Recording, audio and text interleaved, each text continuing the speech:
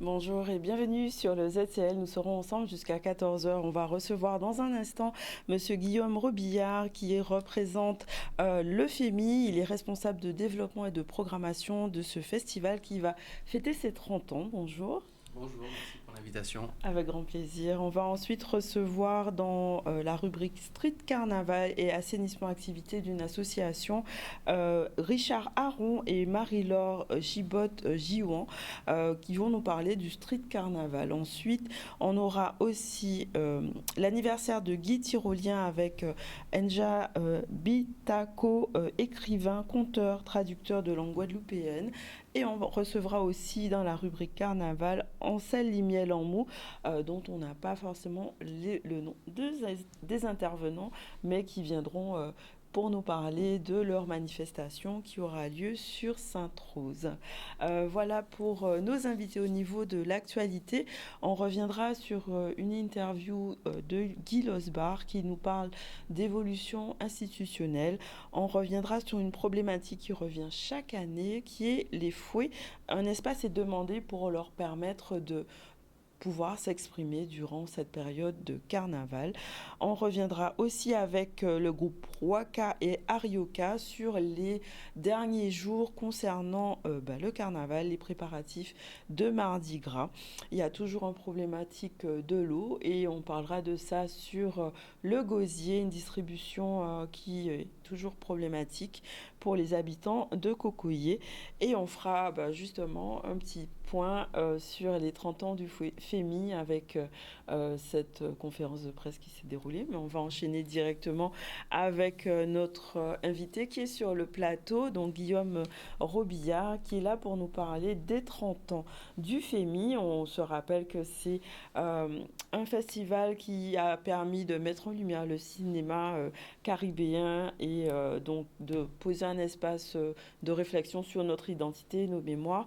Et donc cette année-ci, 30 ans, ça va démarrer le 21, c'est ça ? Oui, ça démarre le 21 et ça court jusqu'au 28 février, une semaine pleine. Une semaine pleine. Avec la salle du Ciné-Théâtre de Lamentin qui est le pilier, le potomitan, on pourrait dire, du FEMI depuis un certain temps, mais également des projections dans un ensemble de communes et de lieux partenaires. Le Ciné-Star, le Gosier, Caruquet Horses à Saint-François, Le Moule, Sainte-Rose, Capesterre-Bellot, Basse-Terre dans 2 lieux, Darbo et la Méca, Terre de Haut, qui va recevoir la première mondiale d'un long métrage fait par un réalisateur guyanais, La course au paradis de Stéphane Floricien, toute première mondiale, ce sera le samedi 21 février. C'est un événement qu'on trouve agréable et assez original. Ça, c'est hors le cadre actuel que vous faisiez jusqu'à présent, en fait. Donc, c'est une volonté de diaspora, de s'étendre et d'avoir une vraie expansion. Absolument. Ça rejoint la logique et la volonté de ciné-oulé de Jean-Marc Césaire. Si le cinéma ne vient pas à toi, le cinéma ne vient pas... Non, si tu ne vas pas au cinéma, dans l'autre sens, le cinéma vient à toi, voilà. Et alors, il est vrai que c'est dans l'ADN du FEMI. Il y a déjà eu des éditions, il y a eu beaucoup de projections en commune. Mais avec la période Covid, il y avait eu un coup d'arrêt à cette pratique et on a mis quelques éditions à remettre ça en place. Là, il y a un redéploiement qui est quand même particulièrement sympathique. Donc, 30 ans, c'est quand même un cap symbolique. Oui. Qu'est-ce qui a fait... Comment le FEMI a évolué justement depuis sa création ? Si on peut faire un petit historique. Oui, on pourrait faire un livre de 400 pages sur la question. Let's go. En 2 minutes, par contre. Vous savez, le milieu des festivals de cinéma, comme d'autres milieux, est plein d'intrigues. Mais dans les grandes lignes, je rappelle qu'au départ, c'est un festival de films de femmes ou de films sur les femmes. C'est lié au fameux festival de cinéma de Créteil. Le FEMI est né en 1992 de la volonté d'un groupe de femmes. Félix Edessias, Patricia Lavidange, Max Custos, Jeanne Fayard, Lucie Major et quelques autres. Évidemment, une équipe, ça bouge avec le temps. Et puis, depuis le début des années 2000, c'est devenu un festival de cinéma généraliste. Pendant longtemps, le FEMI a été le seul festival de cinéma de Guadeloupe. Depuis, bien sûr, il y en a plein qui sont nés. Et c'est très bien. Nous sommes pour la diversité. Nous sommes pour une programmation riche pour le public guadeloupéen, un petit peu partout et, si possible, tout le temps. Et globalement, on garde ce cœur, ce qui fait qu'on a la section Femmes dans le monde. Pour cette 30e édition, on a une journée spéciale Femmes dans le monde, avec en particulier un documentaire de Barbara Zandronis, L'Invisible, et un long métrage d'Astrid Siousanker, Respire profondément. Ça, ce sera le mardi. Le mardi 24, si je ne me trompe pas dans les dates. Et dans le même temps, donc, on a cette ouverture à des films d'un peu partout, dans les grandes lignes, la Caraïbe, le continent africain. Et depuis quelques années, on a ajouté l'Amérique latine. Ça va donner une journée spéciale avec un long métrage qui vient de Cuba, qui passera à 18h. Ce sera le lundi. Et à 20h, on aura en première mondiale un documentaire qui nous vient du Venezuela en présence de la réalisatrice Jinan Narbaez. Plus précisément Jinan Al-Shahida Narbaez, puisqu'elle est vénézuélienne d'origine irakienne. Ça ne s'invente pas. C'est intéressant de parler aussi du contexte, j'imagine, géopolitique. On va en parler. Ce sera l'occasion, effectivement, de parler du contexte géopolitique de ces deux pays qui sont dans la tourmente actuellement, dans notre réalité caribéenne. Donc, alors, du coup, le FEMI, il se positionne comment dans l'écosystème culturel? Parce qu'il a clairement ouvert la voie, on va dire. Mais maintenant, il y a d'autres festivals. Comment ça s'articule? Est-ce qu'il y a une coopération, on va dire, guadeloupéenne qui se crée autour du cinéma?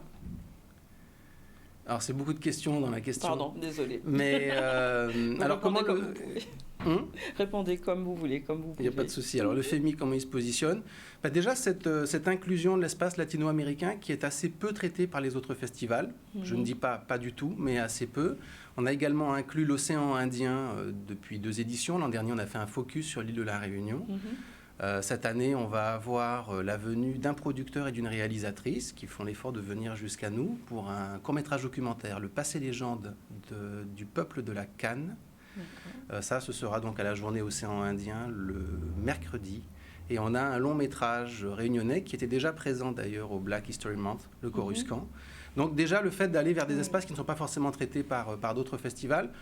Et puis, tout simplement le fait de faire en sorte de s'échelonner de manière intelligente sur l'année. En termes de coopération, ça dépend évidemment des festivals et des équipes, mais il me semble que depuis plusieurs éditions, il y a une certaine entente cordiale et diplomatique entre les festivals.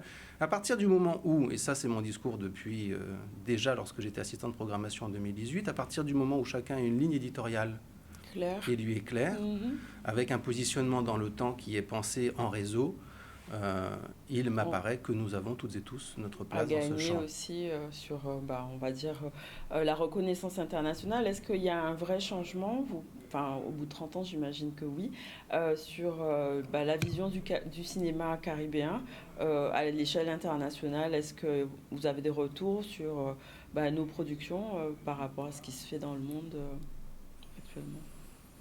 Alors oui, effectivement, les cinémas caribéens sont quand même plus connus aujourd'hui qu'ils ne l'étaient, même si ça reste une cinématographie très peu connue. Par exemple, à travers l'une de mes casquettes, j'ai récemment été approché par un organisme de France hexagonale pour faire une frise chronologique des cinémas caribéens qui finalement sont quand même peu connus en dehors de quelques ouvrages spécialisés. Maintenant, pour rester sur la production anti-Guyane, on a bien vu le succès de Zion, de Nelson Foy et de Fanon, de Jean-Claude Barny. Et puis le film Magma, tourné par un réalisateur dont le nom va me revenir, j'en suis désolé, mais qui est très ancré dans le paysage guadeloupéen. Et donc oui, il y a une progression. Concernant le FEMI, c'est un festival qui, du fait de sa longévité, est nettement identifié par beaucoup de professionnels au niveau international. C'est-à-dire que d'eux-mêmes, ils proposent leurs films parce que c'est un festival qui, au fur et à mesure des éditions, est identifié du côté de l'océan Indien, comme du côté de l'Amérique latine ou du continent européen, par exemple. Donc, alors, pour revenir à notre édition de cette année, les temps forts, vous en avez parlé, apparemment, chaque jour, c'est un pays, c'est ça? Voilà, chaque jour, c'est lié à une zone géographique et culturelle qui a déjà été abordée par le FEMI. Alors, c'est le moment de le dire, le programme complet est disponible à partir de cette semaine sur le site du festival, femifestival.com, sur la page Facebook du FEMI, FEMI Festival, FEMI Film Festival, autant pour moi, et sur l'Instagram, femi.guadeloupe. Donc je ne vais pas tout détailler. Les temps forts, ce sont aussi nos invités. Comme je disais, on a la présence de professionnels de l'île de la Réunion. On a Astrid Siusanker, on a donc la vénézuélienne Jinan Narvaez. On aura également une réalisatrice qui vient des États-Unis, Safwa Babana Hampton, qui sera présente pour son film. C'est le dimanche soir à 20h, Cœur Atlantique, qui avait eu l'occasion de passer au MACT l'an dernier, si mes souvenirs sont bons. Et on aura également un invité donc, du continent africain, Omar Samba Sekou, avec un long métrage, Lala, sur la condition féminine toujours. Surtout, ai-je envie de dire, la marraine de cette édition, Gaëlle Octavia, autrice martiniquaise, qui a obtenu le prix Goncourt 2025 de la nouvelle, il y a peu de temps, qui nous fait l'honneur de venir.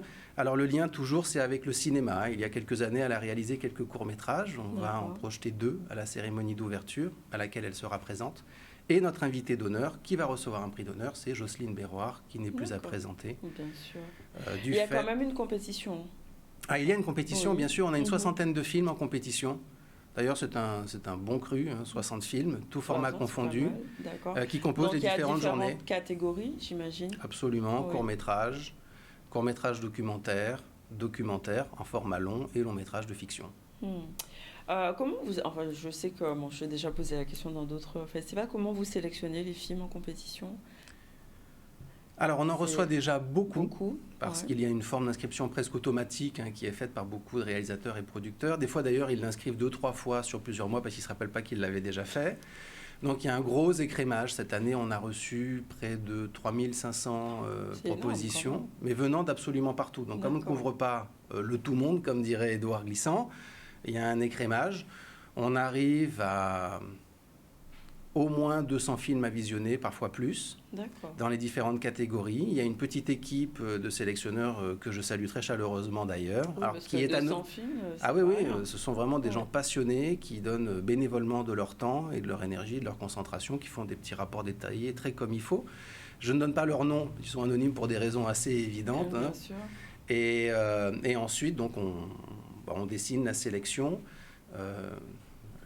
J'ai envie de dire que le maître mot, c'est la qualité des œuvres. Bien sûr, et puis, être en cohérence thématique avec la ligne éditoriale, pour ainsi dire, du FEMI. Ok. Est-ce que le public guadeloupéen est devenu plus cinéphile, de votre regard ? Ou il a toujours été ? Ou bien est-ce qu'il est plus exigeant ? Est-ce qu'il y a des spécificités particulière? Alors ce sera un avis personnel, ce n'est pas un aspect que j'ai étudié en particulier, notamment dans le cadre de mon travail sur le cinéma antillais. Je n'ai pas été du côté de la réception. Je pense qu'on peut dire qu'on est face à un public guadeloupéen qui déjà, comme partout dans le monde, a accès plus facilement à des films d'un peu partout. Moi je le vois avec les étudiants que j'ai ici, en BTS audiovisuel ou en métier du multimédia et de l'Internet à l'Université des Antilles. Donc ils ont déjà une consommation des images qui n'est pas celle que nous avions. Et puis, il faut rappeler aux jeunes spectateurs qu'à une époque, on voyait des films, on avait 4 chaînes, 5 chaînes, on allait louer des cassettes VHS. Oui, c'est un autre monde. C'est un autre monde. C'est un autre monde. Et puis, il y a eu un gros travail aussi de ce qu'on appelle l'éducation à l'image qui a été faite dans les établissements scolaires et par des médiations depuis une petite trentaine d'années. Donc je pense qu'on est face à un public, qui est plus cinéphile et plus disponible pour aller vers des objets filmiques non identifiés, comme j'aime dire, des ovnis. Et ça se vérifie au FEMI comme ça se vérifie dans d'autres festivals. Oui, vous avez parlé de l'aspect éducation. Est-ce que du coup le FEMI s'inscrit dans ce volet transmission, éducation aussi ? Oui, absolument, mais vous n'avez que de très bonnes questions. Alors, pour cette édition, comme les précédentes, plusieurs jurys sont composés d'étudiants en formation supérieure en audiovisuel. D'accord. Donc, on a un jury composé d'étudiants du BTS, un jury composé d'étudiants du DUT, métier du multimédia et de l'Internet. On a également l'école EPIS, l'école Courtrage-Mé Caraïbes. Donc, il y a vraiment ce désir d'être dans ce travail de transmission et de dialogue avec celles et ceux qui arrivent. Et il y a également des séances scolaires, ça c'est un aspect qui est maintenu, qui est très important pour le FEMI. Oui, surtout à l'ère du numérique maintenant, les médias ont un peu changé et puis c'est une façon d'éduquer. Je ne suis pas sûre que les enfants sachent qu'il n'y avait qu'une seule chaîne à l'époque, que la télé était un peu différente, que voilà, c'est aussi une façon de transmettre. Alors, donc on a dit 21 au 28 février. 28 février. Cérémonie d'ouverture, donc c'est 21, c'est ça ? C'est le 21. Le lendemain, ce sera une journée court-métrage avec énormément de courts-métrages guadeloupéens.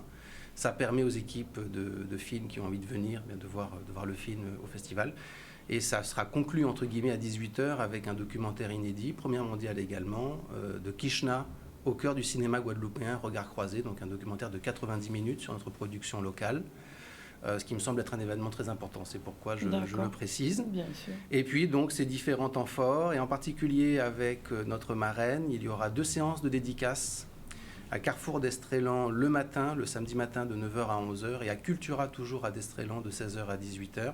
Et le lendemain, un café littéraire à l'Arawak à 18h, parce qu'elle ne passe que quelques jours, et il nous semblait important d'honorer une telle réussite littéraire. Tout à fait, tout à fait. Et donc après, donc programmation, vous avez dit qu'il sera disponible sur le site, et clôture le 28. Et clôture le 28 février avec la remise des prix, donc voilà. Des différentes sections de la sélection officielle, et une remise de prix d'honneur à Jocelyne Berroir, comme on l'avait déjà fait pour Christian Lara, Guy Deslauriers, Camille Mauduèche et Mariette Montpierre. D'accord, donc une belle programmation qui permet de voir aussi le cinéma caribéen et les 30 ans quand même du FEMI. C'est une vraie célébration, on va dire. C'est une vraie célébration. Je pense que l'affiche le montre assez bien. Oui, c'est ça, oui, tout à fait. On s'est fait fort de mettre quelques visages des très nombreux invités de ce festival. Et cette année, en plus de ce lien entre littérature et cinéma qu'on a réactivé, parce qu'on est toujours dans l'ADN historique du FEMI, qui pendant longtemps avait aussi un volet littérature, ce que les plus jeunes oublient peut-être. L'an dernier, on avait comme parrain Ernest Pépin, qui n'est plus à présenter. L'année d'avant, c'était Gisèle Pinault, toujours en lien avec des productions cinématographiques. Là, cette année, c'est musique et cinéma en la personne de Jocelyne Berroir. Et ça me permet de dire que pour la cérémonie d'ouverture, on aura une très belle animation musicale faite par Lucille Cancel et le musicien Nsemi Yao Ngo Boni. Et ce seront des chansons liées au cinéma antillais avec la projection d'extraits de films de ces presque 50 années de production. Une manière de rendre hommage, de faire hommage à ce cinéma jusqu'à aujourd'hui. Bon, ben parfait. En tout cas, c'est une belle promesse de mémoire et d'avenir. 30 ans, ça veut dire que le FEMI va continuer à ouvrir les fenêtres et les portes sur le monde.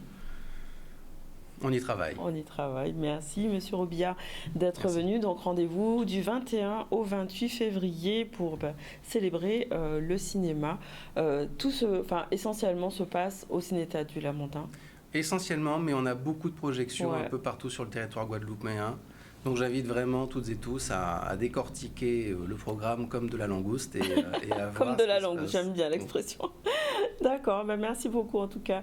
Merci on va enchaîner avec l'interview concernant l'évolution institutionnelle qui revient. Un débat déjà rondement mené, plus d'autonomie, plus de compétences locales, une refonte des relations. On en parle avec Monsieur Guy Losbar. Mais en fait, ce sont des postures politiques, puisque pays Guadeloupe, les 2 derniers congrès, ils ne se sont pas présentés. Ils ne sont pas venus au congrès. Et pourtant, le congrès a validé à plus de 98%. Le département, il n'y a pas eu de voix contre. Même les membres de pays Guadeloupe, il n'y a pas eu de voix contre les résolutions. Et au niveau de la région, malgré les propos du président, à une large majorité, la région, le conseil régional a voté pour les résolutions du congrès. Donc j'ai du mal aujourd'hui à entendre, soit au niveau de pays Guadeloupe ou d'Arichalus, dire que les choses sont précipitées, alors que depuis 4 ans que nous avons commencé ce processus. Et vous avez pu voir comment une très large majorité, les élus de Guadeloupe se sont prononcés. Donc cela doit être respecté. En plus, lorsqu'on dit que ce ne sont pas ces questions, c'est les problèmes d'eau, les problèmes de chômage, etc. Mais je rappelle que Arichalus est au pouvoir depuis 11 ans. Il ne découvre pas le problème d'eau aujourd'hui. Qu'est-ce qui a été fait en 11 ans pour régler ce problème d'eau? D'autant plus que nous essayons à 4 de l'État, la région, le département et avec le syndicat de trouver des solutions, des réunions de travail où le plus souvent il n'est pas directement présent. Donc aujourd'hui, c'est inconcevable qu'il puisse dire ce problème d'eau par rapport à l'évolution institutionnelle. Tout le monde constate que nous sommes au bout d'un système. 38 000 RSA. Plus de 25% de chômage. On voit la situation de l'illettrisme. On voit les problèmes de sécurité. Aujourd'hui, il faut que ces politiques publiques puissent être plus proches de nos réalités, puissent tenir compte des spécificités de la Guadeloupe. Et c'est ce que nous voulons, un cadre différent, où nous pourrons préserver l'emploi guadeloupéen, où nous pourrons effectivement préserver l'environnement en termes d'aménagement, qu'on ne soit pas souvent assujetti à des normes qui viennent d'ailleurs, qui ne correspondent pas à nos réalités. Ce qu'on veut, c'est permettre aux Guadeloupéens de prendre plus de responsabilités et faire en sorte que les politiques, les actions que nous allons mettre en place correspondent parfaitement à nos besoins et les réalités spécifiques du pays. Voilà, un débat qui reste encore ouvert. On va parler carnaval avec deux personnes qui sont venues nous rejoindre sur le plateau. Donc Sylvie Eutrope et Ginette et Lapin. Vous êtes là pour nous parler de En nous Simé-Lambou, donc carnaval de l'Aboucan, qui aura lieu vendredi à partir de 13h. Est-ce que vous pouvez nous parler un peu de c'est quoi concrètement En nous Simé-Lambou par le carnaval? Alors, bonjour à tous. Bonjour. Donc, en fait, c'est parti des ALSH du quartier de l'Aboucan. Ok. Et on a la LSH de Kélichantrède sur le quartier de l'Aboucan. Et nous avons la LSH de l'association nautique au bout de Sainte-Rose. D'accord. Donc, en fait, depuis l'année dernière, ils voulaient organiser un petit défilé pour les enfants. Donc, on s'est basé, on a utilisé cette envie-là, on va dire, comme vecteur pour arriver à la thématique On nous Simé-Lambou. Pourquoi? Parce qu'on est du quartier de l'Aboucan. Le quartier de l'Aboucan est un quartier qui est un petit peu assez difficile, Donc, qu'est-ce qui fait que c'est difficile? On va dire les faits sociétals, la situation de notre jeunesse, on va dire. La violence. Donc on sait tous que c'est pas évident, c'est pas évident en fait. Et pour ne pas céder à la peur, donc on a dit, on se donne le droit d'organiser un petit défilé autour du thème On nous Simé-Lambou. Donc ce sera un carnaval d'enfants ou bien... Un carnaval d'enfants accompagné des parents, accompagné de membres d'associations. Et En nous Simé-Lambou, on a voulu marquer cette action-là par un grand cœur fait par les enfants. Et dans ce grand cœur, où ils vont véhiculer des messages. D'accord. Donc on se dit, il faut pas qu'on se laisse aller à la panique et d'avoir peur de nos jeunes. D'accord, donc c'est un message d'espoir que vous voulez transmettre et de paix. Donc c'est pour ça que vous êtes plusieurs associations, si j'ai bien compris, qui se sont rassemblées. À organiser cette action-là. D'accord. Donc Madame Eutrope, vous êtes partie de la même association ou bien? La même association, d'accord. On fait partie de la IGF, donc qui est une association d'insertion sur l'Aboucan. Donc le porteur du projet, c'est Kélichantrède. Donc, c'est une association de tout ce qui est CLSH sur le secteur de l'Aboucan et les écoles environnantes. Donc, c'est vrai on voulait marquer cet après-midi, là, du fait que tout le monde aime le carnaval, les jeunes aussi aiment le carnaval. Donc, c'est une action qui sera un peu, qui sera pointée du doigt, on va dire, notamment avec le chœur qu'on a l'intention de faire sur le terrain de foot de l'Aboucan, un grand chœur. Beaucoup d'espoir, beaucoup d'amour et beaucoup de paix pour notre société. Parce que c'est vrai, face à cette situation préoccupante de notre jeunesse et de la recrudescence de violence dans le secteur, plus Sainte-Rose aussi, un peu partout, mais nous, on cible vraiment Sainte-Rose parce qu'on fait partie du quartier au cœur. Donc, on voulait faire réagir de manière collective, positive et faire participer toutes les associations afin qu'on montre qu'on peut travailler ensemble et qu'on peut lutter ensemble contre cette recrudescence de violence. D'accord. Donc, les petits dont vous avez la charge vont être là, mais ça veut dire que c'est ouvert aussi aux personnes qui veulent venir. On espère avoir les petits, les parents. Les parents, surtout. On a un groupe de carnaval Mangrove-là, qui nous accompagne. Et on a un petit groupe d'enfants du collège de Boisrada, donc qui ont fait une manifestation à la sortie de l'école et qu'on a trouvé très intéressant. La manière de jouer, on leur a demandé si c'était possible que demain, ils viennent faire aussi une petite prestation pour accompagner le groupe. D'accord. Donc au moins, ils verront que les jeunes aussi peuvent faire beaucoup de choses, ont la capacité et le pouvoir de faire beaucoup. Vous avez prévu combien de personnes à peu près pour... Vous espérez combien? Vous avez déjà combien de personnes? C'est à peu près 150 enfants. D'accord, ah oui, quand même. 150 enfants. Oui, c'est pas rien. Sachant qu'il y a 2 ALSH, plus les enfants du quartier de la Bouca. D'accord, donc on peut venir, j'ai vu qu'il y a un dress code au blanc, bas au choix, et on peut venir si on veut avec autre chose, costume ou autre. Costume aussi, hein. Mais oui, c'est pour marquer justement le carnaval. Et vous allez défiler dans les rues. Dans les rues du quartier de la Bouca, effectivement.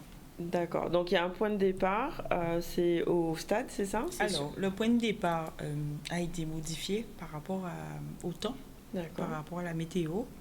De peur qu'il pleuve, le point de départ est fixé maintenant à l'école primaire de la Bouca. D'accord. Et après, vous allez circuler dans le quartier. L'arrivée se fera à l'école primaire de la Bouca et le chœur aussi se fera à l'école primaire de la Bouca, pardon. D'accord, donc tout se fait là-bas.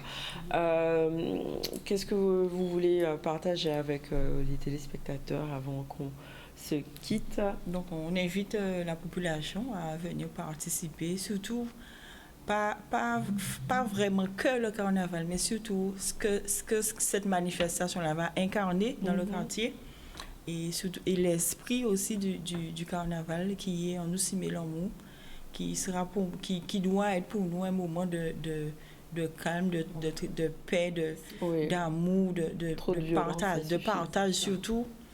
Donc pas que le carnaval, on l'a juste utilisé comme vecteur pour pouvoir faire passer un message fort. Le message de calme et de sérénité qu'on a besoin, surtout à cette période où la plupart des gens en profitent pour faire des choses. C'est le message inverse que vous avez, c'est ça? Voilà. Tout à fait. Ok, très bien. Donc, renseignements, numéro de téléphone si les gens veulent se rapprocher de vous. Donc, on peut nous joindre au 06 90 43 62 71. Ok, très bien. Ou venir directement sur place, déjà prêt à l'emploi.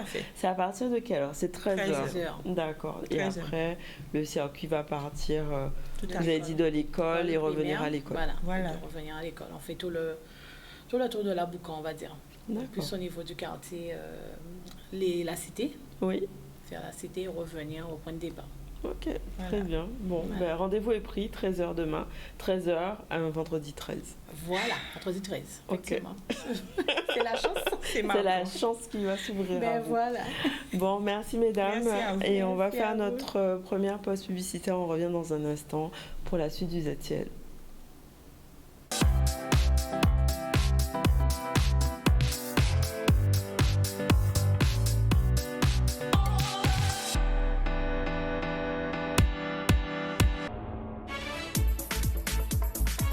Carretera Rax Festival, du 20 au 22 février en Guadeloupe.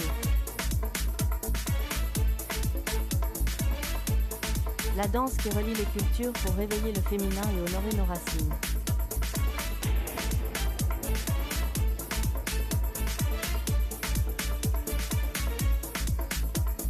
Heures de transmission avec de la danse indienne, du Moyen-Orient et d'Égypte. Des artistes invités, un grand show multidanse pour célébrer la diversité d'ici et d'ailleurs.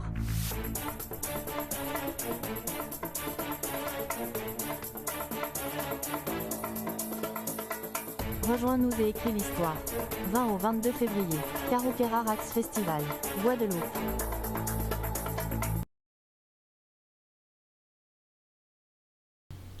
Nous voilà de retour sur le plateau du ZTL et on va recevoir 2 personnes, Monsieur Richard Aron, président de l'association Never Give Up, et Lauriane Gibotte-Jiaouan, c'est ça, initiatrice du projet Street Carnaval, donc qui est un festival de rue qui va se dérouler pendant le Mardi Gras. Donc on va en parler justement puisque c'est une façon d'avoir un carnaval peut-être différent en mettant en lumière un quartier.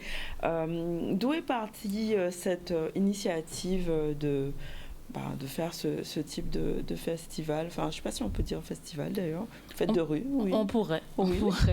À long terme, ça serait peut-être l'objectif. C'était une initiative un peu personnelle, puisque travaillant déjà dans tout ce qui est communication et événementiel, j'ai un peu cet attrait déjà pour tout ce qui est création d'événements.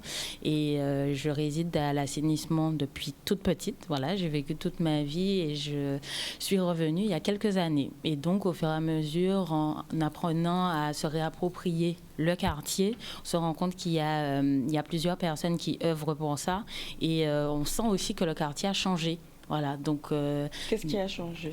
Alors, on pourrait dire que les habitants aussi, puisque ça reste un quartier qui était aussi très familial. Beaucoup de personnes sont déjà décédées aussi, donc ça évolue. Il y a d'autres personnes et d'autres communautés aussi qui arrivent. Donc, on a aussi, pour moi, cette notion de vivre ensemble aussi qui est très important à mettre en avant dans ce genre de projet.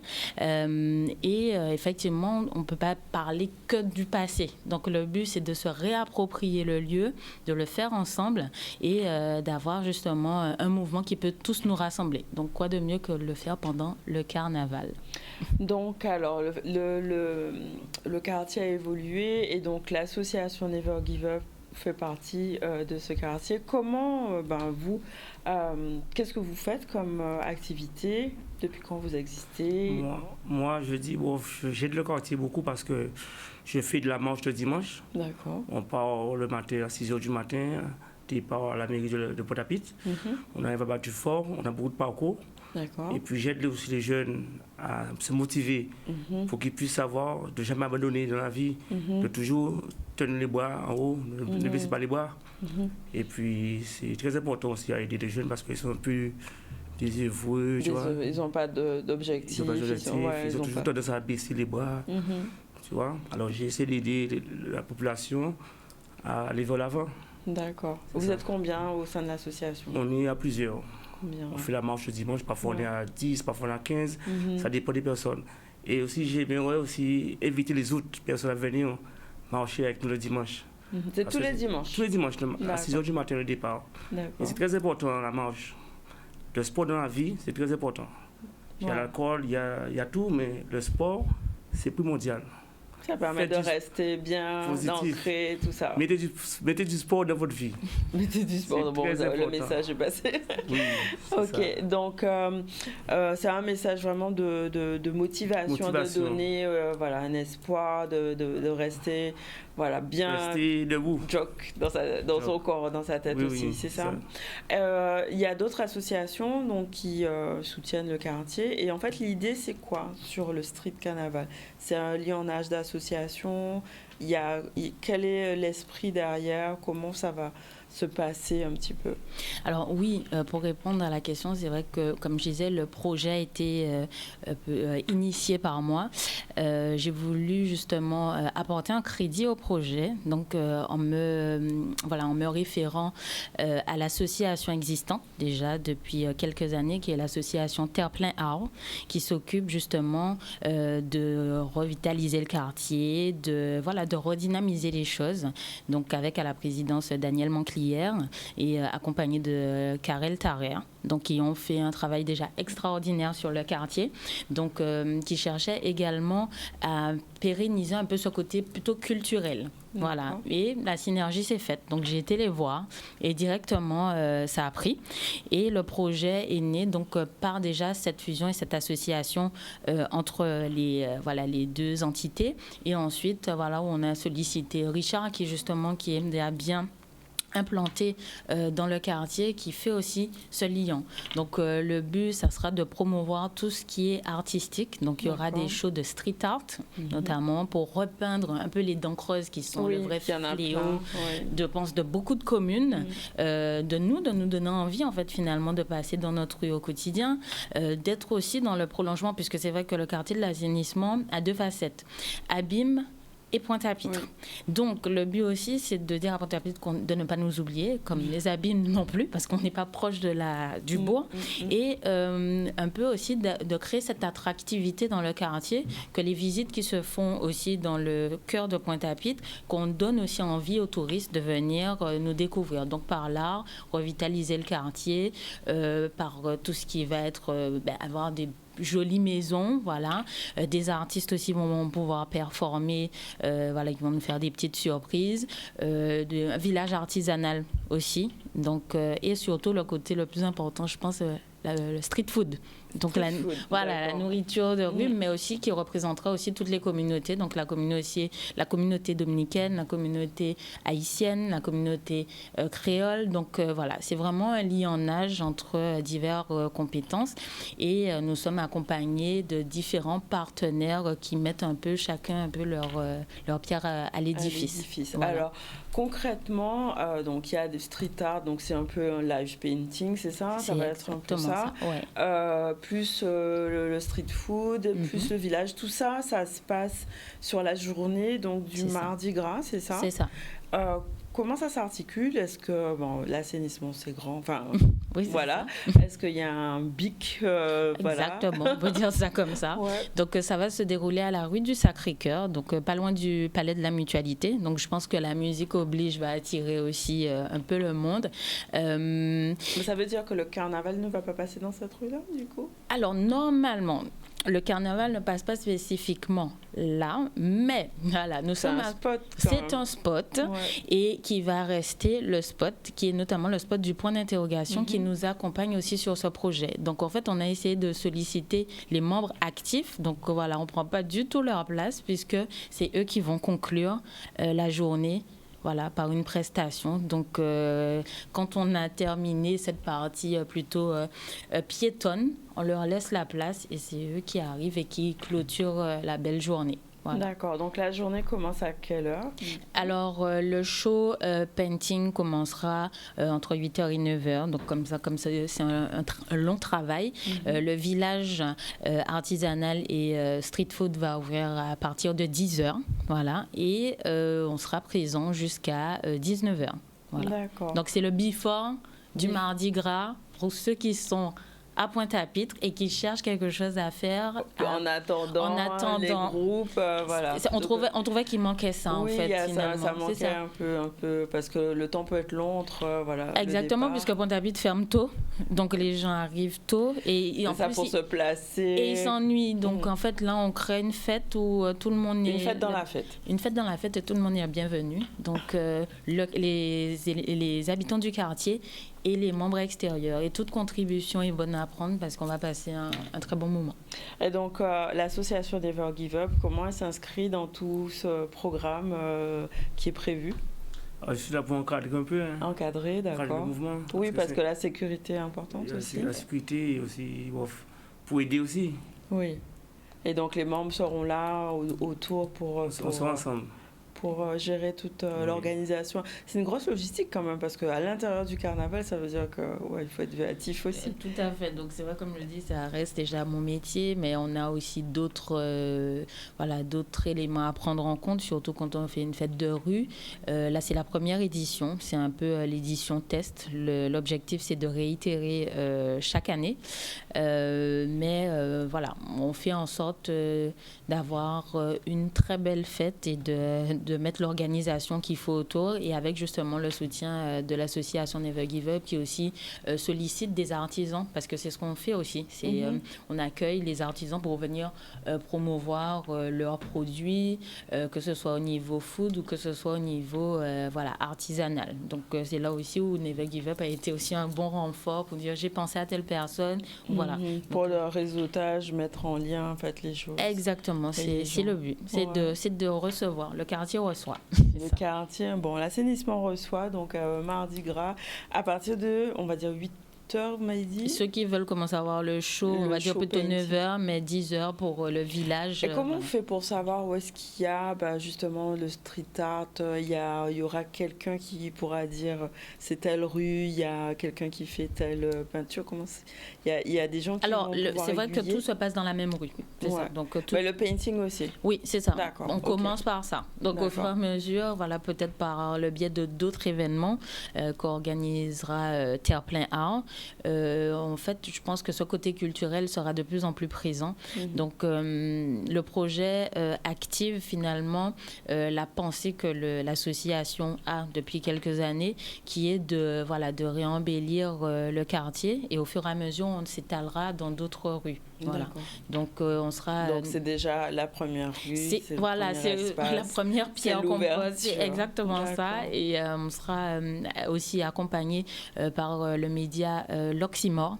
Voilà, qui va aussi mettre en avant la journée avec aussi des capsules, et qui participera aussi à cette partie painting. Voilà, donc on essaye de faire venir toutes les synergies pour avoir un beau rayonnement, en tout cas pour la première édition. J'imagine que la sécurité, c'est quand même important aussi. Tout à pour fait, vous. voilà. Donc, Qui est les mis en moyens place. seront mis en place pour... Exactement, parce qu'on se veut une fête familiale. C'est surtout ça.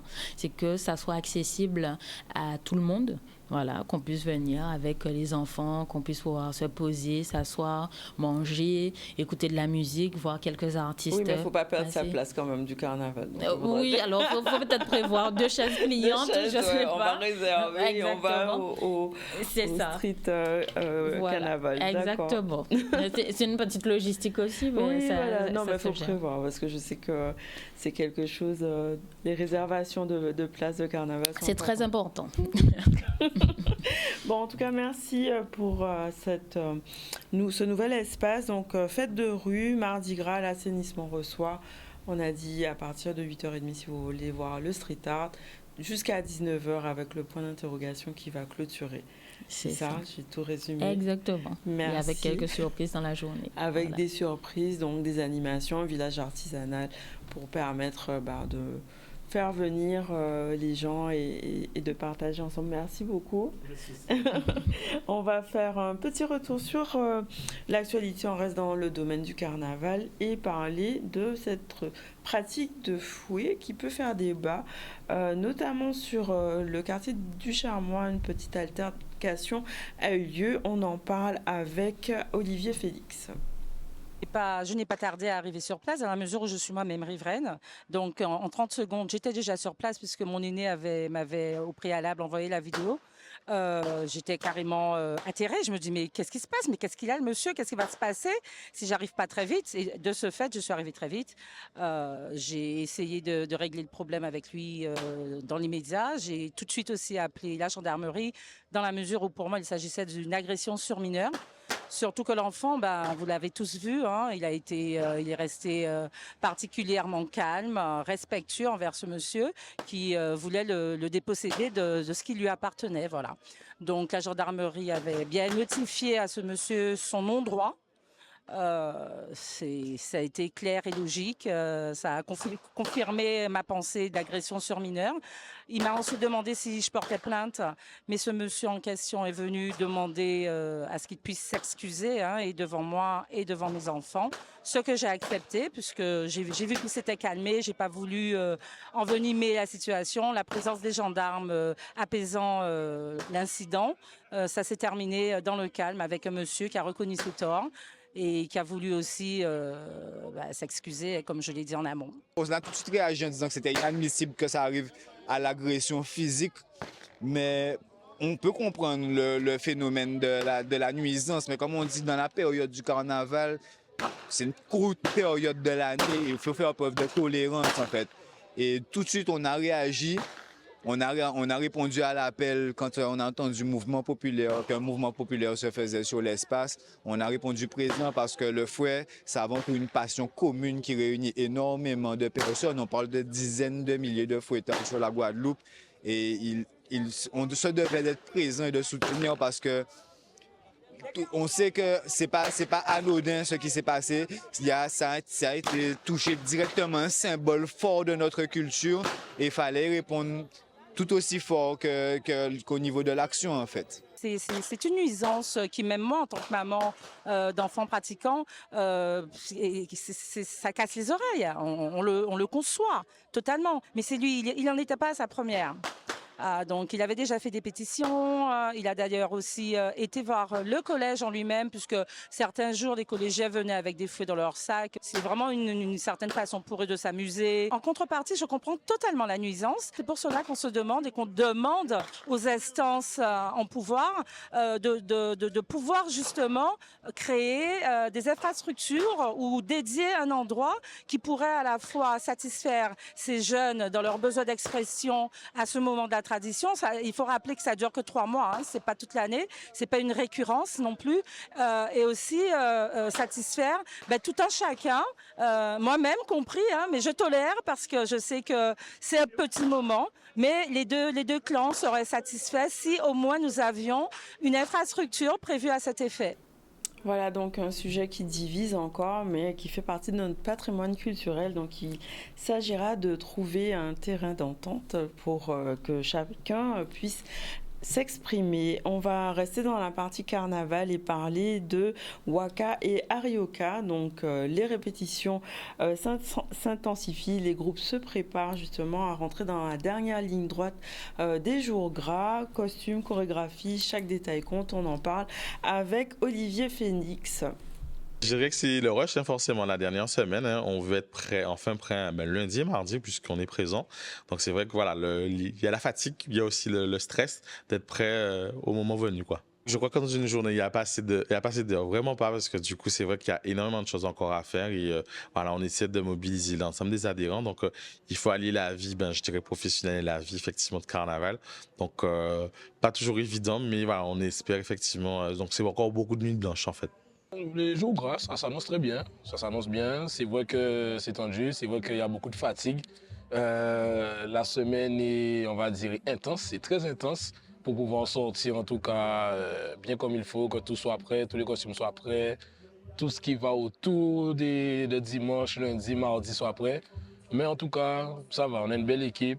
Tous les adhérents se donnent à fond, tout le monde se donne à fond. Donc, normalement, tout ira pour le mieux. On travaille et on s'amuse. Et je pense que c'est ce qui fait, ce sont les recettes de la réussite. Hein. L'amusement, le travail, la rigueur.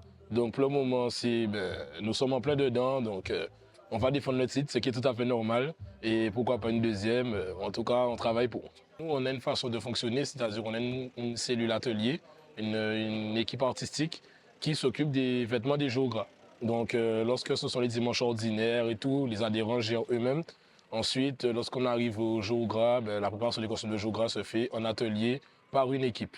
Il y a une équipe de 20-30 personnes et qui travaille pour tout le groupe, à la chaîne. Et voilà. Donc là, ce qui est bien, c'est que dès qu'on arrive sur les 2 dernières semaines, mais les adhérents qui ne font pas spécialement partie de cette cellule de commission artistique, eh bien, en fait, tout le monde vient donner du sien. C'est vrai que la saison est courte, donc c'est vrai qu'on se fixe des objectifs et on a fait des choix. On a été présent tous les dimanches en commune. Donc voilà, donc on a souhaité effectivement se concentrer ce dimanche gras pour travailler en atelier, puisqu'il y a encore effectivement des choses à faire et des répétitions. Donc lundi et mardi gras avec 2 tenues nouvelles. Donc forcément, si on veut être dans les temps, il faut faire des choix. C'est pas toujours évident, puisqu'effectivement on allie en même temps, vous avez les répétitions, mais vous avez aussi les ateliers. Donc c'est vrai qu'il y a une vraie petite fourmilière. Donc c'est vrai que ça dépend, chacun travaille à son rythme et à sa façon. Donc c'est vrai qu'on travaille au calme. C'est sûr qu'on avance plus vite, mais aussi en atelier, l'avantage c'est qu'on peut s'entraider. Donc il y a certains qui sont beaucoup plus doués, beaucoup plus rapides. Et c'est vrai que voilà, ils peuvent aider les autres. Et c'est ce qu'on essaie de faire avec des gens beaucoup plus expérimentés, puisqu'on a quand même pas mal de nouveaux. Donc c'est la première expérience de carnaval. Donc forcément, ils n'ont pas les mêmes codes, ils n'ont pas les mêmes habitudes. Donc le but, c'est de pouvoir les faire encadrer par des gens qui ont de l'expérience, je dirais. Voilà, donc une belle énergie mobilisée pour le carnaval, mais certains habitants ont encore une réalité qui est bien plus, on va dire, terre à terre, l'accès à l'eau qui pose toujours problème, notamment dans le quartier de Cocouillé au Gosier. On voit un reportage de Max Morel sur cette distribution d'eau. L'opération de ce matin, donc c'est une distribution d'eau, hein, donc comme vous le savez, je ne vous le cache pas. En Guadeloupe, c'est une situation où on a des problèmes d'eau et particulièrement au Gosier, on a des interruptions d'eau qui sont incessantes. Ça fait 6 jours que les habitants n'ont pas d'eau dans leur robinet. Donc on essaie de faire un geste pour la population. On sait qu'ils ont besoin de plus que ça parce qu'il y a le ménage à faire, il y a les WC, il y a beaucoup d'autres choses à faire avec l'eau. mais on apporte notre soutien à la hauteur qu'on peut. Depuis samedi, nous n'avons pas d'eau sur Cocoyer. L'eau est revenue dans les robinets hier soir, mais on n'est pas très sûr que ce soit propre à la consommation. Donc il était important qu'aujourd'hui, que les habitants du quartier reçoivent ce petit coup de pouce de la vie. Vous savez que l'eau c'est vital, donc savoir que notre population justement est en souffrance avec justement une denrée qui est précieuse, donc on se sent concerné puisque bon, on vit tous, hein, même si nous on est élus, on vit aussi ces coupures d'eau. Donc, et notamment savoir que notre population est en souffrance. Donc c'est nécessaire en tout cas pour la ville du Gosier de mettre en œuvre tous ces moyens possibles afin de pouvoir justement ravitailler cette population. C'est parti assez rapidement et on essaie de regonfler les stocks pour pouvoir satisfaire un peu tout le monde. Voilà donc un sujet qui reste sensible, l'eau, hein, voilà, quelle que soit la période de l'année, malheureusement. On va faire notre deuxième pause publicitaire, on revient, on va parler de l'anniversaire de Guy Tyrolien et la suite de l'actualité. À tout à l'heure. Voilà, nous sommes ensemble de retour sur le plateau du ZCL et on va recevoir dans un instant Nbitako, écrivain, conteur, traducteur de langue guadeloupéenne. Il est là pour nous parler entre autres de l'anniversaire de Guy Tyrolien et de son actualité toute chaude. On va parler de ça tout à l'heure. Alors, Guy Tyrolien, on va dire que c'est une des grandes voix de notre poésie antillaise. Et aujourd'hui, pour son anniversaire, c'est l'occasion de revenir sur son héritage et surtout sur la place de la langue guadeloupéenne dans notre culture. Et donc, pour en parler, nous sommes avec Nbitako. Bien bonjour. Bien bonjour. Alors, le choix de Guy Tyrolien, pourquoi ? Le choix de Guy Tyrolien, parce que c'est un très grand écrivain. Enfin, il n'a pas écrit beaucoup de livres, mais ses livres sont très puissants. Et il parle de nous, il nous donne des ambitions, il nous donne des objectifs, il nous encourage à être meilleurs. Ses poèmes parlent à la conscience, à l'âme, et forcément, ça m'a touché. Quand j'ai découvert ces textes, ça m'a touché. Quel texte en particulier ? Oh, vous savez, il n'a écrit que deux bouquins, Balle d'or et Feuilles au matin, mais tout est à prendre, il n'y a rien à laisser de côté. On prend tout. Il n'y a rien à laisser de côté. Feuilles au matin, ce sont des nouvelles qui vous transportent dans le monde entier, en Afrique, et notamment ici. Balle d'or, ce sont des poèmes sur les sujets des années 50-60, comme la ségrégation aux États-Unis, la prière du petit enfant nègre, ou le retour à Marie-Galante.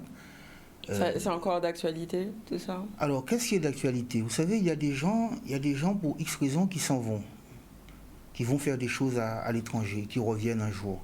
Donc, je pense que ça a toujours été d'actualité. Ne serait-ce que les empires ou les États secrets qui envoient des espions. Donc, il faut revenir. Donc, la question, c'est la puissance des textes du retour, comme redécouverte ou comme... le tout premier texte de Balle d'or, Marie-Galante. Vous voyez, par exemple, hein, c'est très puissant. Ou encore l'amour de la femme noire. Nous savons qu'il y a beaucoup d'auteurs qui l'ont chanté. Il fallait qu'ils le fassent, puisqu'à l'époque, il y a une nomenclatura qui prétendait que la femme noire n'était pas belle. Donc il y a une évolution qui s'est faite à ce niveau-là. Je ne sais pas. Je connais des tas de gens autour de moi qui n'aiment pas du tout les femmes noires et qui n'aiment pas la couleur noire des femmes qu'ils fréquentent. Donc je ne sais pas qu'est-ce qui a évolué, qu'est-ce qui n'a pas évolué, mais en tout cas, Guy Tyrolien... Ça fait un peu schizophrénique quand même. Guy Tyrolien célèbre la femme noire dans Black Beauty, femme noire, femme nue, un peu comme Senghor ou d'autres. Et donc, ce sont des textes poignants qu'il faudrait qu'un maximum de gens lisent et relisent et fassent. Est-ce que la jeunesse connaît ? Je ne sais pas. Moi, je suis dans mon coin, mais je fais mon travail. J'ai fait mon mémoire de maîtrise sur Guy Tyrolien. Je l'ai publié en 2017. Je fais des récitals Guy Tyrolien. Il y a un certain nombre de spectacles que je fais avec musique ou sans musique, avec des textes de Guy Tyrolien. Et le public, du coup, est-ce que c'est un public jeune ou bien c'est un public... Non, je ne fais pas un relevé de l'âge, mais j'ai de tout. Mais bon, c'est pas... Ma question, en fait, c'est est-ce que ça peut parler à la jeunesse ? Forcément. guadeloupéenne actuelle? Forcément, les écrivains, les artistes, les cinéastes, les peintres, ça parle à tout le monde. Il n'y a pas quelque chose qu'on adresse directement à la jeunesse ou pas. Ce n'est pas la question. La question, c'est que moi, j'ai lu des bouquins quand j'avais 15 ans, que je relis aujourd'hui et je prends autant de plaisir. Est-ce que Notre-Dame de Paris s'adresse à la jeunesse ou à la vieillesse? Est-ce que La vie scélérate de Maryse Condé s'adresse à la jeunesse ou à la vieillesse? C'est pas ça la question. Il y a la littérature enfantine et il y a le reste. Ça, c'est de la littérature pour tout le monde. Donc après, que ceux qui veulent s'y intéresser s'y intéressent. Et donc, alors, Guy Tyrolien parlait, il y a plein de concepts derrière, d'exil intérieur. Est-ce que c'est une question actuelle encore en 2026? Alors, je ne sais pas pourquoi, vous savez, la deuxième fois que vous me parlez d'actuel. Qu'est-ce qui a changé en Guadeloupe entre 1980 je sais et pas aujourd'hui? Non, il y a quand même quelque chose, mais quelques petites choses, mais fondamentalement à l'intérieur, il y a des choses qui, le concept de négritude, il est encore actuel, on le voit, voilà, dans notre actualité, et je suis pas sûre que il y a eu une vraie transmission qui s'est faite, alors je ne sais pas pourquoi, sur les textes qui sont essentiels dans la compréhension de notre passé. Et actuellement, est-ce qu'on s'en sert? Est-ce que c'est juste un document et un livre qu'on va avoir dans une bibliothèque, ou est-ce qu'il va servir concrètement pour en faire quelque chose, en fait? Alors moi, j'en fais quelque chose. Je suis responsable de moi. Mon association, mon État, ma nation, c'est moi. D'accord? Je suis juste un écrivain professionnel. Je ne suis dans aucune organisation. Donc moi, je m'en occupe. D'accord? Je fais la promotion de la littérature antillaise. Je fais la promotion de la lecture. Toutes les lectures. Parce que la lecture, ça développe les neurones. Ça apporte des connaissances. Ça donne des aptitudes. Donc je fais la promotion de la lecture, en général, quel que soit le type de livre. Mais je m'intéresse en particulier à moi, à nous, à la Guadeloupe, aux Afro-descendants ou à l'Afrique, parce qu'il y a des auteurs extraordinaires. Il y a des auteurs partout qui sont extraordinaires. Quand vous prenez Le Seigneur des Anneaux, je ne sais pas si vous l'avez lu, mais c'est extraordinaire de lire un livre. Enfin, les 3 tomes de ce genre. Mais c'est aussi bien de lire Régine Desforges, ou de lire Maryse Condé, ou de lire Wole Soyinka, ou de lire Derek Walcott. Vous avez des écrivains jamaïcains qui sont puissants, vous avez des écrivains aux États-Unis qui sont puissants. Ce qui compte, c'est d'aimer la lecture. Oui, certes, d'aimer la lecture, mais il faut que ça puisse ouvrir des portes, ou ça ouvre systématiquement des portes. Donner des idées, en fait, ou permettre de faire quelque chose avec, en fait. Le premier objectif de la littérature, c'est le divertissement. Oui. On lit un livre pour faire un voyage avec l'auteur. On entre dans l'univers de l'auteur. Donc, un livre de littérature, c'est pas un livre de propagande. Non, c'est sûr, c'est pas la même chose. C'est juste d'abord un voyage, un divertissement, un amusement. Après, il y a des livres qui vont vous aider à faire votre chemin. Comme par exemple, quand j'étais en terminale, j'ai lu La tragédie du roi Christophe d'Aimé Césaire, ça m'a requinqué. Voyez-vous? Ou quand on lit Baldo de Guy Tyrolien, ça vous redonne... Oui, mais c'est en ça que je dis, c'est que Tyrolien, c'est quand même une poésie qui a du sens, en fait, dans notre... Mais toutes les poésies ont du sens. C'est un travail artistique. Le travail de Guy Tyrolien mérite d'être connu comme le travail de tous les grands écrivains guadeloupéens. La question que pose Guy Tyrolien, c'est les questions qui se posaient à son époque. Nous parlons d'exil. Mais aujourd'hui, les Guadeloupéens qui passent le baccalauréat pour faire certaines études, qui ne sont pas disponibles aux Antilles, en Guadeloupe et en Martinique, ils doivent partir. Bon, moi, j'ai fait des formations professionnelles, mais qui n'existaient pas en Guadeloupe, j'ai dû partir. Vous voyez? Donc, ensuite, vous pouvez très bien dire que vous allez faire 10 ans en Australie ou en Espagne ou au Japon. Imaginez que vous ayez fait des études en vous spécialisant sur le Japon. Il faudrait que vous y alliez et que vous reveniez quand vous êtes prêt, quand vous avez fini votre formation. Donc, l'exil, c'est automatique. Surtout depuis 1945, d'après les lois de l'ONU, tout le monde a le droit d'aller partout. Tout à fait. Donc l'exil, c'est quelque chose de naturel. La question, c'est pas le fait de partir. C'est de revenir. Non, la question, c'est quelle est la place de chez soi en soi. Guy Tyrolien explique que lui, la Guadeloupe ne l'a jamais quitté. Il est parti, il a fait toute sa carrière à l'étranger, mais il a toujours été un Guadeloupéen partout où il était. Par exemple, dans Redécouverte, il dit que j'ai souvent pensé à Marie-Galante pendant que je marchais sur le sable du désert. La Guadeloupe n'a jamais... C'était son centre, avec son épouse. C'était leur centre, la Guadeloupe, Marie-Galante. Même quand ils étaient en Afrique, ou même quand ils étaient à Paris, ou même quand ils étaient en mission à l'ONU ou aux États-Unis. Quelle est la place de ton pays en toi?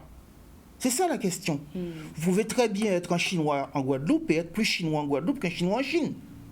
Oui, c'est souvent le cas. Regardez les Antillais à Paris, qui aiment la Guadeloupe. Ils ont limbé à pays là. Donc Guy Tyrolien pose des questions de sa société des années 40, 50, 60, 70, puisque Baldo date de 60, Feuille vivante au matin date de 77. Et il pose la dimension de son amour pour nous, de son amour pour la Guadeloupe, en particulier Marie-Galante, et pour l'Afrique. Mais il va au-delà de cela, il pose son amour pour l'homme. Dans Ghetto, il explique bien qu'il dépasse la question de la négritude. Et il dit que les hommes sont faits à son image. Ce n'est pas lui qui est fait à l'image des autres. Donc c'est ça aussi la richesse de Guy Tyrolien. La place de l'amour de soi, l'amour de son pays, de sa culture, de ce qu'on est dans notre ADN, dans son ADN, ce qu'on est. Alors, comment du coup vous allez célébrer cet anniversaire? Alors, déjà, il faut nommer Mikey, l'artiste.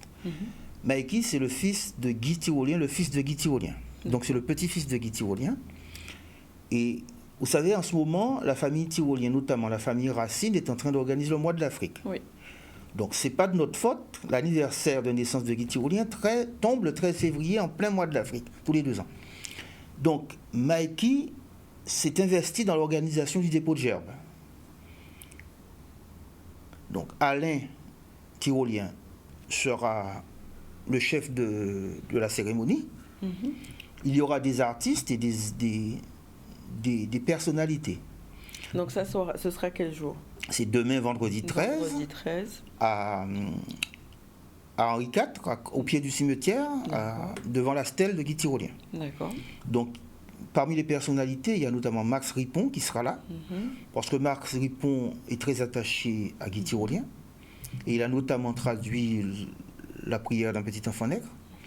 Il y aura le guitariste de Mikey, Sirio.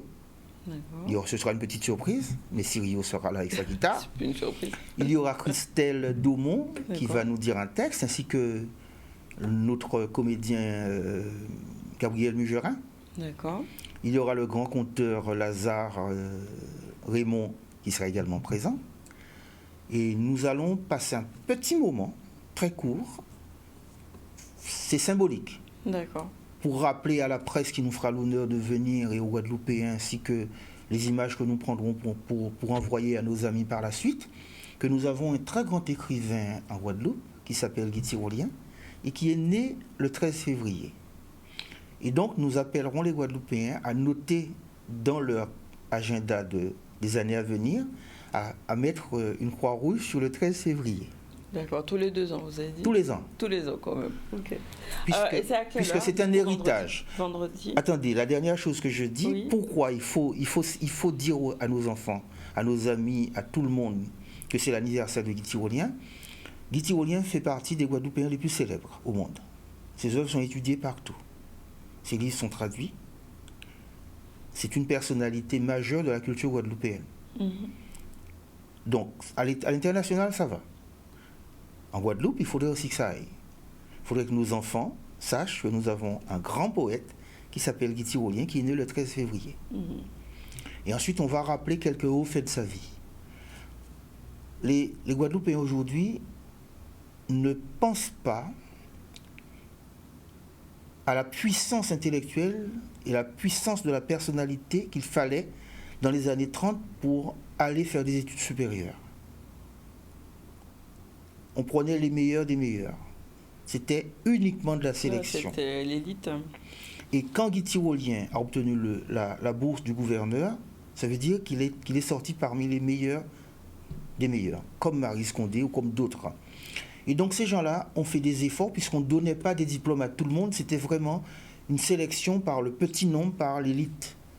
Et il fait partie de ces gens qui ont réussi à passer ce cap et à faire de grandes études.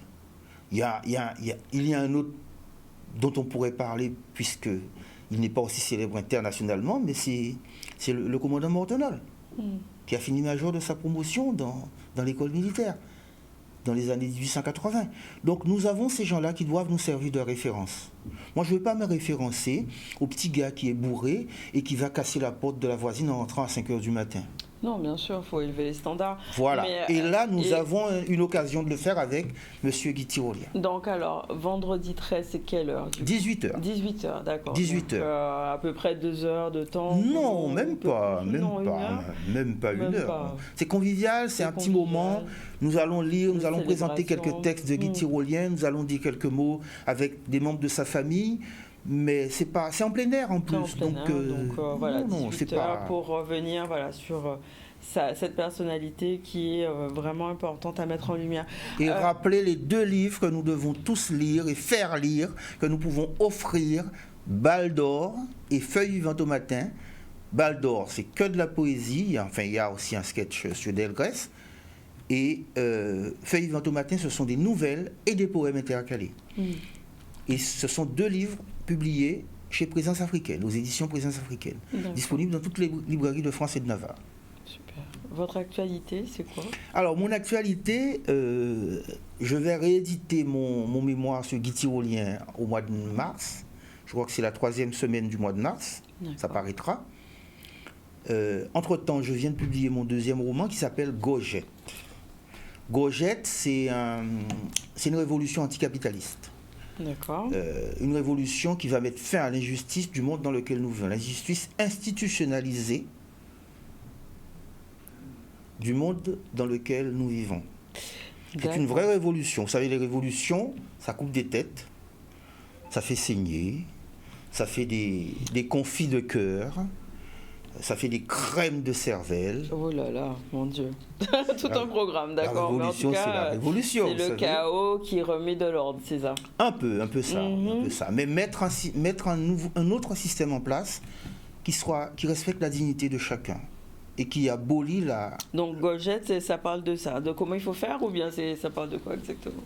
Oh, c'est un roman. Chacun y prendra ce dont il a besoin. Tout le monde y trouvera. Il n'y a pas de mode d'emploi. Non. C'est un roman à lire, c'est un voyage que je vous propose dans mon univers. La révolution, la fin du système injuste dans lequel nous vivons. Et c'est un voyage onirique ou bien c'est réel? Parce que c'est une projection ou bien vous ferez cette idée-là vous-même après la lecture ou pendant la lecture. Ok, d'accord. Et le deuxième? Gaoulé Alors, le 16 janvier, j'ai eu l'honneur de publier un nouveau conte, Gaoulé pour une princesse. C'est un conte futuriste, mais actuel. Je m'explique en 2 mots. C'est un conte c'est une histoire qui se déroule dans 200 ans. D'accord, donc... changement de civilisation. Ok. Mais c'est actuel. Parce que la thématique, c'est l'ordre et le désordre. Il s'agit d'une princesse dont sont amoureux 2 princes. Elle finit par choisir l'un d'entre eux et celui qu'elle a rejeté n'accepte pas sa décision. D'accord. Ok. L'ordre et désordre. Moi, nous. L'individu, la société. L'absence de règles, les règles. Nous vivons dans une société et par conséquent, nous vivons avec des règles. Sinon, on ne vivrait pas en société. Oui. S'il y a des règles à changer, il faut les faire changer. Je pense que c'est ce qu'ont fait les nègres marrons. Mais s'il y a des règles qui conviennent à l'entente commune, il faut les accepter. Par exemple, une des règles, c'est que vous allez à la librairie et vous achetez un livre. Oui. Vous ne le volez pas. Oui, c'est ça l'idée. Vous ne le volez pas. Vous l'achetez, c'est une règle. Donc c'est ça Gaoulé. Ok. C'est ça Gaoulé. Gaoulé, c'est ça. Okay. L'ordre et le désordre. Est-ce que j'accepte un certain ordre qui nous permet de vivre ensemble, Ubuntu? On vit ensemble en étant différents, mais en respectant chacun. Mais en n'acceptant pas n'importe quoi. Là, on va encore plus loin qu'Ubuntu, on va dans la Mahat. L'équilibre. L'équilibre. Ok.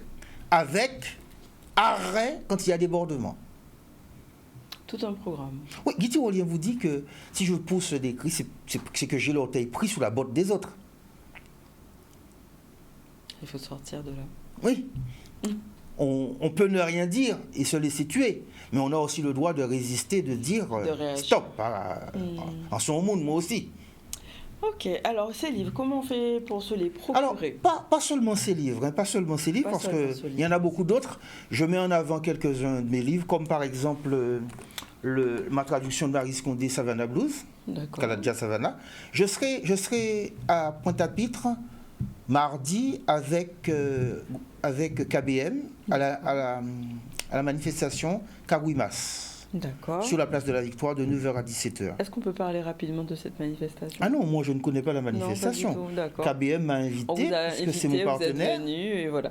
Et je serai présent à cette manifestation sur la place de la Victoire mardi, mais nous rappelons à nos chers téléspectateurs que le rendez-vous principal, c'est demain soir, en hommage à Guy Tyrolien des Pots-de-Gerbe, à 18h, donc on a 18h, à côté du cimetière à Pointe-à-Pitre.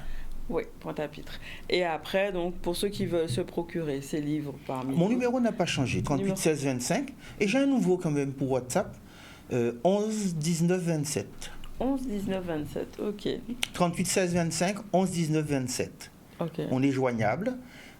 Vous avez entendu que Mikey est responsable avec moi de la manifestation de demain, le dépôt de Gerbe.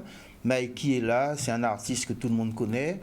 Et nous sommes là. Mais le mois de l'Afrique, il y aura au moins 2 manifestations, 3 choses vraiment fondamentales pour moi. C'est le concert de Malika, le 20. C'est l'exposition de l'artiste peintre à Pointe-Noire. Et c'est la conférence de Guy Tyrolien, Guito, sur Guy Tyrolien. C'est quand ça? Je n'ai pas les dates, mais vous avez le dossier de presse du mois de l'Afrique. D'accord. Et j'en profite pour saluer Madame Tyrolien Pharaon. Je sais qu'ils ont du travail et le résultat est intéressant. Bon, alors plein de choses voilà, en rapport avec notre patrimoine culturel. Donc on rappelle vendredi, donc demain, dépôt de Gerbe. 18h, dépôt de Gerbe. Et après, rendez-vous mardi, place de la Victoire. On rappelle où se trouve la stèle. Oui. Derrière la cité Henri IV, juste au pied du cimetière, sous les beaux arbres qui sont là, à côté de la Tyrolienne. Très bien. Alors, la Tyrolienne, il n'y a pas de lien avec Guy Tyrolien. C'est ce que j'allais dire. Mais ce sont des gens que nous saluons parce que nous savons quel amour ces gens-là portent à la Guadeloupe et quel travail ils font pour notre jeunesse et pour notre population. Très bien, merci beaucoup. Merci ZCL. Avec grand plaisir. Merci Canal 10. Oui. On va revenir et conclure avec le dernier sujet d'actualité. On a reçu Monsieur Guillaume Roubillard, mais on fait le point sur cette conférence qui permettait de parler des 30 ans du FEMI. C'est un sujet de Lucien Desbordes. 30 ans, ça se fête. Et pour cette 30e édition, nous avons décidé exceptionnellement de ne pas faire de thème spécifique. Nous allons, en fonction des journées, couvrir les différentes zones géographiques et culturelles qui ont déjà été traitées par les éditions précédentes de ce festival. Donc il y aura une journée consacrée à l'Afrique, une journée consacrée à l'Amérique latine, une journée consacrée à l'océan Indien, une journée consacrée aux femmes dans le monde, dans la continuité de l'ADN historique du FEMI, puisque je rappelle qu'à sa création, c'est un festival de films de femmes ou de films sur les femmes. Et puis une sélection très importante cette année d'une 60aine de films, tous formats confondus, avec 25 courts-métrages, 15 courts-métrages documentaires, une dizaine de documentaires, 8 longs-métrages, etc. Et 3 premières mondiales cette année. Un film qui nous vient d'un réalisateur guyanais, La course au paradis de Stéphane Floricien, un documentaire qui nous vient du Venezuela, en présence de la réalisatrice, Gina Narváez, et également un documentaire sur le cinéma guadeloupéen, au cœur du cinéma guadeloupéen de Kishna, qui lui sera projeté le dimanche 22 février à 18h. Cette année, notre invitée d'honneur sera Jocelyne Berroir, du groupe Cassav, et qui n'est absolument plus à présenter. Pourquoi Jocelyne Berroir? Déjà parce qu'elle est une figure féminine importante de l'espace caribéen. Ensuite, parce qu'en plus de son immense carrière dans la chanson, elle est présente dans le cinéma antillais depuis 1992 avec Siméon de Zanpalsi. 1992, c'est l'année de naissance du FEMI. Donc voilà, véritable écho. Et elle est donc présente dans ce cinéma. C'est une manière aussi de mettre en relation ces deux domaines de la culture antillaise, musique et cinéma. Et notre marraine sera Gaëlle Octavia, qui est l'autrice martiniquaise qui a obtenu le prix Goncourt 2025 de la nouvelle, et qui, il y a quelques années, un peu plus jeune, a pris le temps de réaliser quelques courts-métrages. On va en projeter 2 lors de la cérémonie d'ouverture à laquelle elle sera présente, bien entendu. Et donc c'est ce lien entre littérature et cinéma qu'on développe, qu'on fait revivre depuis quelques éditions. Voilà, donc on va conclure notre émission aujourd'hui. On a reçu donc Guillaume Robillard tout à l'heure. Il nous a parlé des événements concernant le FEMI, notamment les temps forts. Il était responsable du développement de la programmation. On a ensuite évoqué en nous Simélanmou, donc carnaval de Laboucan qui aura lieu demain avec Sylvie Eutrope et Ginette et Lapin. Ensuite, on a reçu Richard Aron, accompagné de Marie-Lauriane Gibot-Jiouan, donc initiatrice du projet Street Carnaval. Donc ça aura lieu le mardi gras, fête de rue, donc à l'assainissement à partir de 8h30 jusqu'à 19h. On vient de finir avec Nbitaco pour l'anniversaire de Guy Tyrolien. On a dit rendez-vous demain 18h, donc au niveau de la stèle pour pouvoir célébrer sa mémoire. Au niveau de l'actualité, nous avons fait une interview de Guy Losbar concernant l'évolution institutionnelle. Il était aussi question de la problématique. Mais en fait, ce sont des postures politiques, notamment sur la Basse-Terre dans le quartier de Ducharmois. On a fait un petit point avec le groupe Waka et Arioka sur les jours gras, dernière ligne droite concernant les préparatifs. Et nous sommes allés aussi sur le Gosier pour voir les problématiques liées à la distribution de l'eau pour ses habitants. Et on vient de voir le sujet sur le FEMI pour l'actualité. C'était la conférence de presse qui a eu lieu. FEMI qui va démarrer le 21 février jusqu'au 28. Voilà pour l'actualité. Et nos invités à la réalisation, c'était Yann. Bon appétit. Si vous n'avez pas encore déjeuné, on se retrouve demain dans le ZCL. Prenez soin de vous.